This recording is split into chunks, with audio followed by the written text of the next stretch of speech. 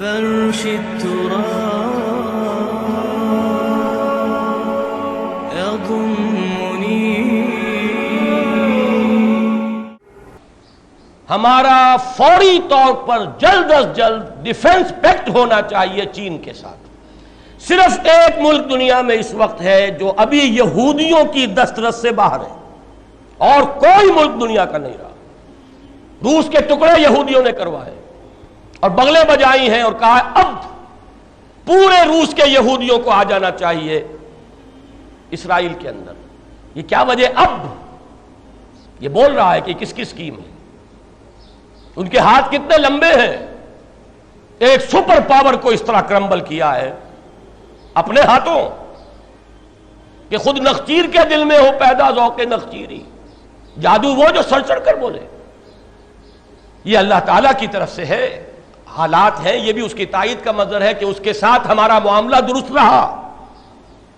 یہ بھی اللہ کی خصوصی مشیت ہے کہ اس کے ساتھ ہمارا زمینی رابطہ. یہ شاہراہ ریشم بنی، یہ معجزات میں سے ہے، ونڈرز آف دی ورلڈ میں سے شمار ہو سکتا ہے. اس میں کوئی تاخیر نہیں ہونی چاہیے. بعض اوقات مراحل جو ہوتے ہیں وہ اتنے کرٹیکل ہوتے ہیں کہ ایک ایک لمحے اور ایک ایک منٹ کی بہت زیادہ قدر و قیمت ہوتی ہے. اس کے لیے ہر سطح پر کوشش ہونی چاہیے.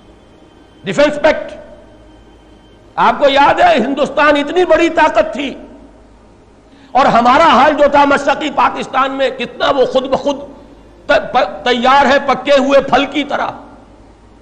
دیکھیے پڑتا ہے آخر کس کی جھولی میں فرنگ. وہ تو ہمارے انتشار کی وجہ سے مشرقی پاکستان خود بخود ایکسپلوڈ ہو رہا تھا. پھر بھارت کتنی بڑی طاقت، پھر بھی اس نے جب تک اسی وقت اسی موقع پر 20 سالہ دوستی کا معاہدہ روس کے ساتھ نہیں کیا، اس نے جرأت نہیں کی تھی آگے آنے کی. 20 سالہ معاہدہ اور ابھی اس کی تجدید ہوئی ہے. لیکن سن 71 سے 91 ابھی تو ختم ہوا ہے. وہ عین اسی وقت کیا تھا معاہدہ. اگر ہماری حکومت کو اس کا ہوش نہیں ہے، ہمارے ہاں بدقسمتی ہے کہ ہمارے ہاں تو پورا وزیر جو ہے وہ دفاع کا وزیر ہی موجود نہیں، خارجہ وزیر ہی موجود نہیں. ایک آدمی کیا کیا کرے؟ اسے میڈکوں کے ساتھ بھی معاملہ کرنا ہے جو ادھر پھدک رہا ہے ادھر پھدک رہا ہے. اسے یہ بھی دیکھنا ہے کہ میرے اپنے ساتھیوں میں لٹیرے ہیں اور ان کا لوٹ مار کا بھالا پھوٹ گیا. بہرحال اللہ تعالیٰ مدد کرے گا تو سارے مسئلے حل ہو جائیں گے. لیکن یہ کہ آخر یہ بھی سنت رسول ہے. اللہ کی نصرت حضور سے زیادہ کس کے ساتھ تھی؟ لیکن مدینے پہنچتے ہی دفاعی پیکٹ کیا کہ نہیں کیا؟ یہود کے ساتھ کیا. حکمت تدبیر اپنی جگہ ہے، تقدیر اپنی جگہ ہے، تدبیر اپنی جگہ ہے، اللہ کی قدرت اپنی جگہ ہے، بندے کی کوشش اپنی جگہ ہے. ہر شے کا ایک مقام. اسی طریقے سے پھر آپ نے قبائل کو حلیف بنایا. فائنل اسالٹ جو تھی مکے پر، اس سے پہلے آپ نے وہ حلیفی رشتے قائم کیے کفار کے ساتھ. کبیر ایمان تو نہیں لائے تھے. اور آپ کو معلوم ہے جیسے سیرت کے الف میں بھی آتی ہے کہ صلح حدیبیہ ٹوٹی ہے تو ایک کافر حلیف قبیلے کی وجہ سے ٹوٹی ہے. جب صلح حدیبیہ ہوئی تھی اس میں یہ تھا کہ جو قبیلہ چاہے مسلمانوں کا حلیف بن جائے، جو قبیلہ چاہے وہ قریش مکہ کا بن جائے. اب ہوا کیا کہ قریش کے حلیف ایک قبیلے نے مسلمانوں کے ایک حلیف قبیلے پر حملہ کیا. صلح ٹوٹ گئی. پھر حضور نے صلح کی تجدید نہیں کی. خاموشی کے ساتھ آپ نے، انتہائی رازداری کے ساتھ آپ نے وہ جو تھا فتح مکہ کے لیے تیاری کی ہے. کہ ایک صحابی سے ذرا سی غلطی ہو گئی تو سورہ ممتحنہ کا اکثر و بیشتر حصہ اسی پر نازل ہوا. حضرت حاتب ابن ابی بلتع، انہوں نے اس کی مخبری کچھ کر دی تھی. حضرت عمر نے تو کہا تھا میں اس کی گردن اڑا دوں. حضور نے فرمایا عمر جانتے نہیں یہ بدری ہے، اس سے خطا ہو گئی ہے. اللہ تو معاف کر چکا ہے خطا، لیکن خطا ہوئی. اللہ نے بچایا. حضور کو اطلاع دے دی کہ وہ تو خط جا رہا ہے اس عورت کے ذریعے سے. آپ کے ایک ساتھی سے لغزش ہو گئی ہے، غلطی ہو گئی. حضرت علی کو بھیجا ہے، آپ خط برآمد کر کے لائے. اس کا بھی تعلق ہے میرے اگلے نقطے سے. حضور کی حدیث ہے استعینوا علی الحوائج بالکتمان. اپنے ضرورتیں، اپنے منصوبوں پر کتمان کے ساتھ، اخفاء کے ساتھ مدد حاصل کرو. اپنے سارے کارڈ ٹیبل پر ڈال دینا یہ کوئی حکمت نہیں ہوتی. اخفاء بہت بڑی بات ہے. پھر عرض کر رہا ہوں حضور سے زیادہ کس کو پروٹیکشن حاصل تھی اللہ کی؟ یہ آیت تو یوں سمجھیے کہ تقریباً 9 برس پہلے 10 برس پہلے نازل ہو چکی تھی. ان اللہ یدافع عن الذین آمنوا، مدافعت کی ذمہ داری اللہ پر ہے. پھر بھی حضور نے یہ اہتمام کیے، پیکٹ بھی کیا، یہود سے کیا. آج ہمارے لیے دنیا میں اگر کوئی ایک طاقت واحد ہے وہ صرف چین کی ہے. ایک لحظے کی دیر نہیں ہونی چاہیے اس میں. اگر کہیں بھی ڈھل مل یقینی کا معاملہ رہا اور حیث بحث میں اور سوچ بچار میں وقت گزار دیا گیا تو گیا وقت پھر ہاتھ آتا نہیں. تیسری بات، وَأَعِدُّوا لَهُم مَّا اسْتَطَعْتُمْ، جتنا بھی امکان میں ہے ساز و سامان اسلحہ تیار. ظاہر بات ہے آج کی دنیا میں موسٹ افیکٹو ڈیٹرنٹ اگر ہے تو وہ ایٹم بم ہے. دشمن کو اگر سوچنے پر مجبور کرنے والی شے ہے. یہ معاملہ جو ہے یہ تو خیر دنیا میں علم نشرہ ہے کہ پاکستان کے پاس ایٹمی صلاحیت ہے، کیپیبلٹی ہے.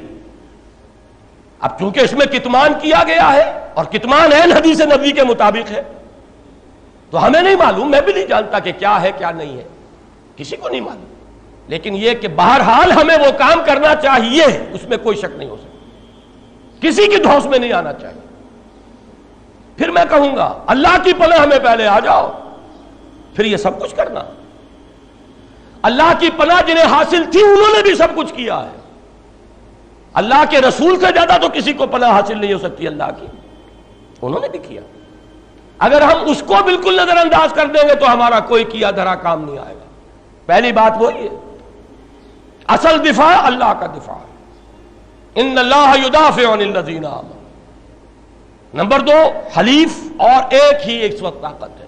پوری دنیا میں ریشہ دوانی ہو چکی ہے یہود کی، پوری دنیا. صرف ایک ملک بچا ہوا اور خوش قسمتی سے اس کے ساتھ ہمارے روابط ہیں، اچھے ہیں، ہمارا زمینی کانٹیکٹ بھی ہے. ابھی تک وہ امریکن پریشر کو ریزسٹ کر رہا ہے کہ میزائل ہم نے دینے طے کیے تو دیں گے، نہیں رکیں گے. لیکن اس کی ہمت بھی کچھ جواب دیتی نظر آ رہی ہے. اندرونی خلفشار وہاں پیدا کر دیا گیا تھا. ٹائنن اسکوائر کے اندر جو کچھ ہوا ہے وہ تو بچ گئے ہیں، بہت بڑی جانی قربانی دے کر بچے ہیں، ورنہ روس سے کہیں زیادہ گندا حشر ان کا اب ہو چکا ہوتا. اور فحاشی اور بے حیائی یہ تیسرا ہے ان کا. کھلی مارکیٹ اکانومی، سود کے ساتھ، سٹاک ایکسچینج کے ساتھ، جوئے کے ساتھ، اور کھلا سیکس شراب کے ساتھ، بے حیائی کے ساتھ، فحاشی کے ساتھ، اور آزادی کے نام پر یہ ساری چیزیں. خوشنما عنوان ہے آزادی، مادر پدر آزادی،